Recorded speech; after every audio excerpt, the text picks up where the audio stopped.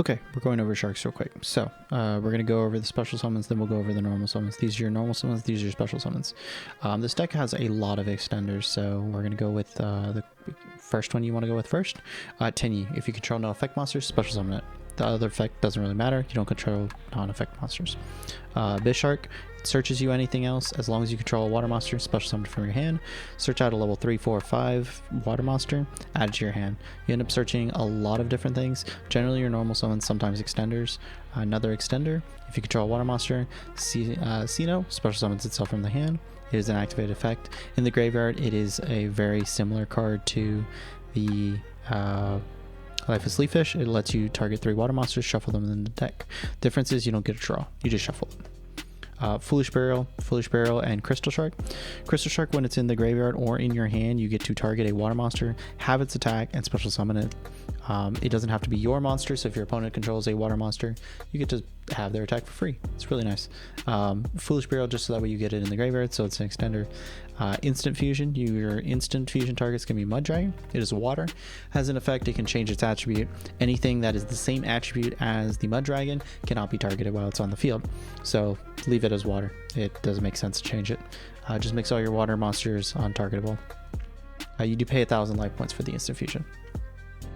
Silent Angler, this is kind of the last card you want to special summon from your hand, but it's the last free one, so it lets you special summon it from your hand. It's a level 4 body. You can't special summon from the hand for the rest of the turn, so that's why you want it to be the last one.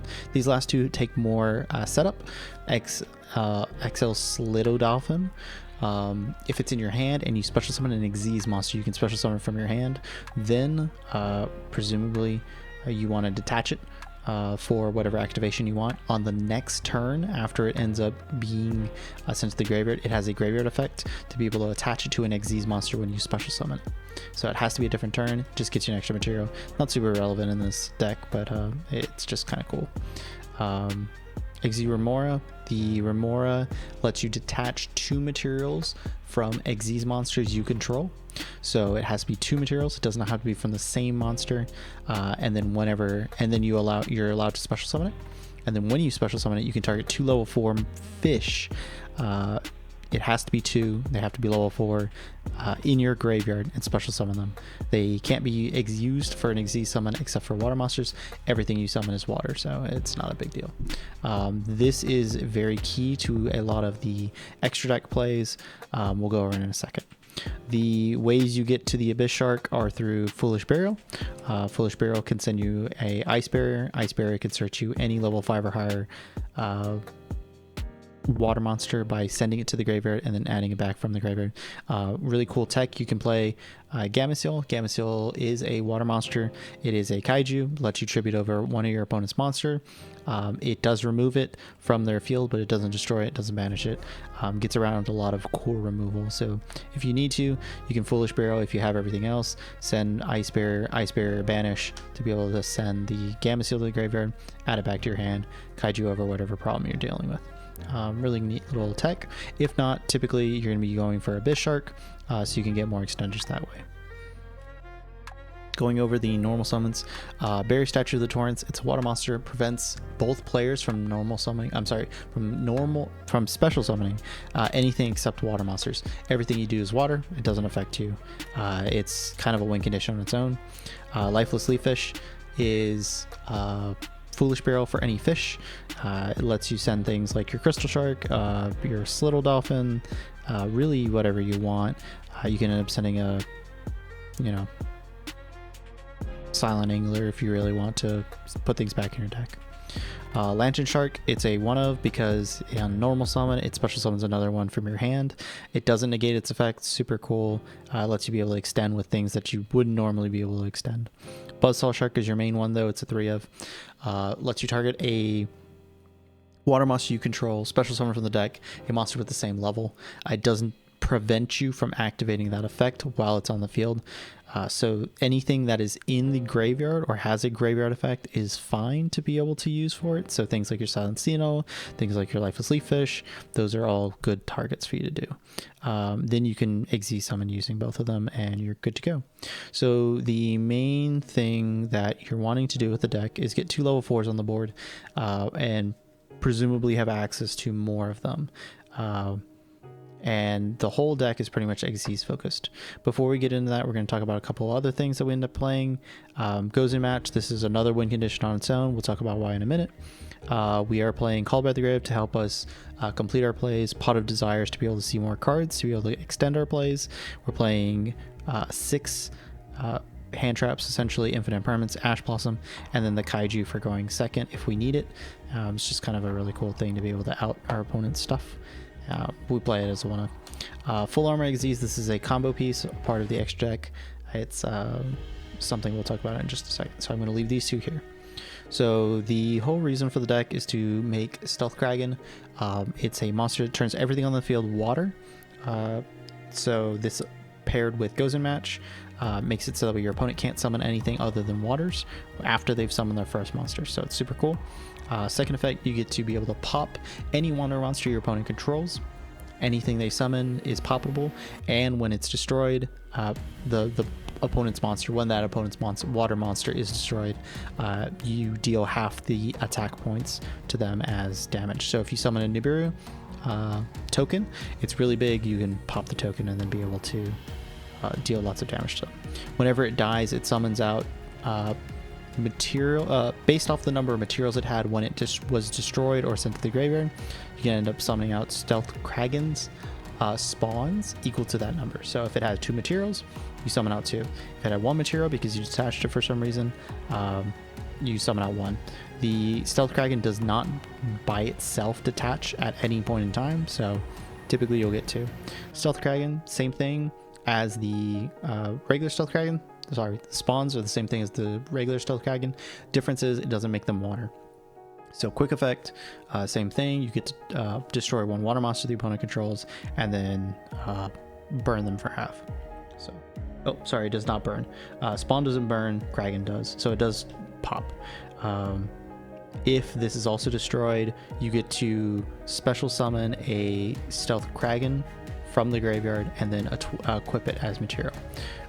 The Stealth Kraken effect to float into the spawns has to be an Xyz summon, so this one, when you revive it, will not get to float again, so that's something to be aware of.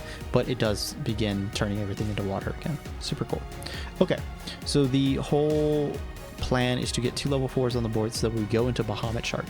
That's the first play we want to be able to make so that we can go in and make extension past that point. We want to make this first so that we can detach 1 from them to be able to summon out a toad.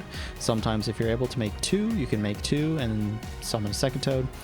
This is where, when I was talking about you need to be able to detach 2 materials, comes into play.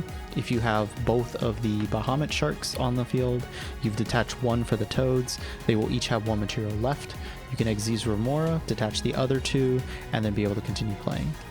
That's how you can end up going into things like the Kraken, and then maybe make an Abyss Dweller as well, which we'll be talking about in just a second. But yeah, so that's kind of the goal there. Abyss Dweller, this is just a water monster that allows you to be able to shut off the graveyard. Detach during either player's turn, yours or your opponent's. Your opponent cannot activate monster effects in the, or sorry, cannot activate card effects in the graveyard. If you end up making it with water monsters that are originally water monsters, you will boost its attack by 500. So this becomes 22. I'm sorry. All water monsters gain 500. So all of your monsters will gain 500. This becomes 22. You end up getting your Kraken up to, I believe it's 26. Sorry, 24. And you just make a lot of really big monsters. Really cool attack boost to be able to get over specific things. And then you stop. It stops it for the whole turn. So if you need to go into battle and crash into something and things activate when they're destroyed, you Dweller while you're in the battle phase, or even just immediately, and then you're able to shut that all off. The Full Armor XYZ trap card, essentially what it says is when you activate it, you can Xyz summon immediately. So you use this to Xyz on your opponent's turn, and then when it's in the graveyard, you can banish it to activate a couple of effects. I'm sorry, you activate an effect to equip 1 Xyz that's on the field with an Xyz that's in the graveyard. It gains attack equal to the original attack, and then if it would be destroyed, it's protected. So why is this important? This is important because we are playing a card called Xyz Armor Fortress. Essentially what this says is that you can stack it on top of any other level 3 or 4, I'm sorry, any rank 3 or 4, all of these guys essentially. You can stack it straight on top just to Xyz summon it. So any monster that you have that's level 4, stack this on top. Then you can go ahead and attach a material to add a Xyz card from your main deck to your hand.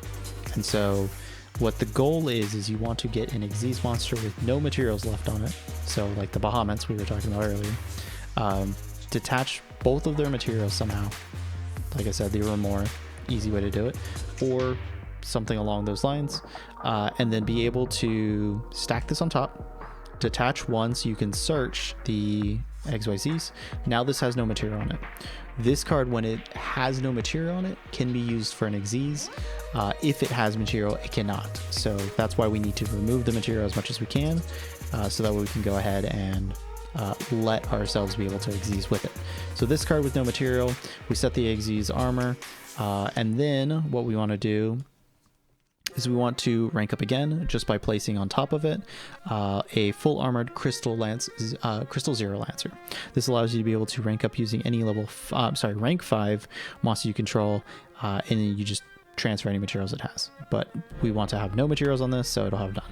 Stack this on top. The reason why we want to do this is because if our opponent tries to destroy this card whenever we pass turn to them, or as their first action or whatever, they drop a Lightning Storm, this card can protect itself by detaching one material. So this card allows you to be able to continue to have a Xyz monster on your side of the field for you to be able to use your full armor Lancer, full armored Xyz on your opponent's turn, and you will be making the full armored Dark Knight Lancer. Whether or not they end up making you detach the material doesn't matter. You just get a second material. Full armor Dark Knight Lancer has 2 effects that are really relevant. The first effect is once per turn you can Xyz this by using a level rank 5 or 6 monster. So if you don't end up going into the armor Lancer, it's perfectly fine. You can use just the full armor fortress, or you can use the Crystal Lancer Zero. And go straight into this. The reason why we want to do this is because we need to get the armor Xyz out of our hand and off the field. So we use this to be able to Xyz summon just for free, and then now we have this in the graveyard. The reason why this is important is because we're going to go ahead and banish this to be able to equip the full armor Dark Knight Lancer with something from our graveyard, one of our Xyz monsters. Doesn't really matter what. The reason why we want to do that is full armor Dark Knight Lancer, when it is equipped with a equip spell, I believe. If a equip card becomes equipped, so any Xyz monster you equip becomes an equip card. So this equips, whenever it's equipped to this card, you can attach one monster your opponent controls to this card as a material. So you end up just equipping whenever you want by banishing. You equip, and then on a new chain, full armor Lancer just goes ahead and absorbs whatever material, whatever monsters on your opponent's side of the field. That's a problem. So something like if you end up handing them a Gamma Seal for whatever, and they're going to run over your Crystal Lancer, you can just go ahead and end up Xyz summoning, use the trap card in the graveyard, equip, and then go ahead and suck up the Abyss Dweller. The last card that we're playing is a number 101 Silent Monarch. This is just kind of another number monster. There are some weird synergies that numbers provide to the deck. For example, the Abyss Shark, whenever it is used to summon from the hand, if you end up having a number monster battle another monster, that first time you deal battle damage with a number monster, the damage is doubled. So this is just another number monster for you to be able to make if you don't want to make the Stealth Kraken, or you need to be able to absorb something. Essentially, the number 101 lets you detach 2 materials to be able to take a monster and attach it as a material. So another way to just absorb your opponent's monster without having to destroy it. It does target, so you have to be able to target the monster. And then the second effect of Silent Monarch is that if it were to be destroyed by battle or card effect, you can detach 1 material instead. So this almost always assures that you will have 1 protection on this card. So Like I said, it's the second way for you to be able to go ahead and go in and remove your opponent's cards. So that's pretty much it. That's the whole extra deck, main deck, and everything else. So that's it. Thank you.